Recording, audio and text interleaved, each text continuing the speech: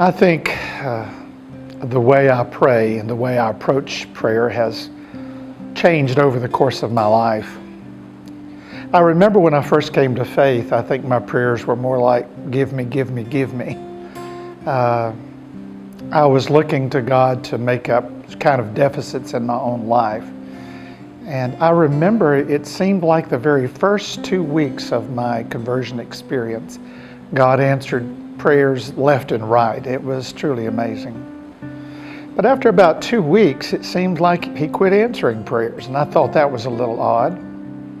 But then it occurred to me that I needed to see prayer not so much as me just simply asking God for everything and expecting Him to give me whatever I needed, but to have more of a relationship to where I would listen, and even as a child, I would just convey what was in my heart and mind and talk to Him about my life.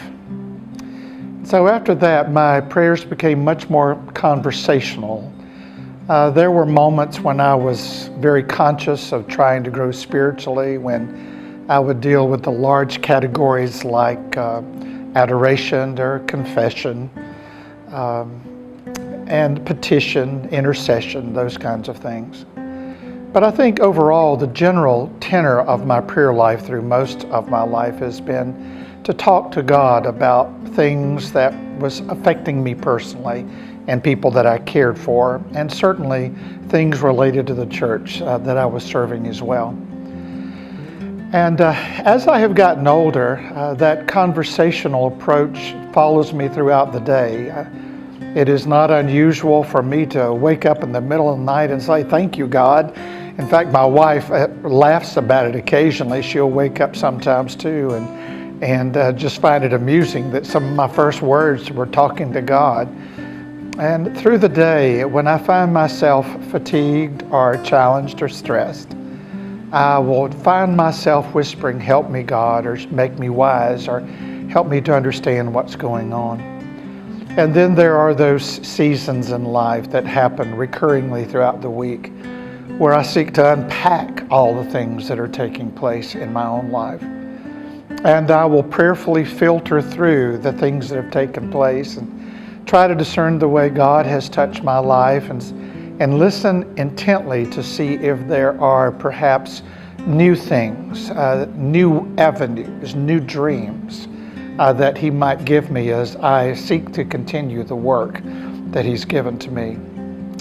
But perhaps one of the more intriguing things, I guess, in my own life for me personally has been, the older I get, I find myself simply saying, "Thank you, God. Thank you for what my life has been." And I really say it quite honestly, even if there was never any other blessing that came, I would say it has been enough. As I look back on the rich experiences God has enabled me to have in this life and to share with people that I care about, there is this sense of gratitude that I have been blessed beyond measure. Now, I've also known trials beyond measure too.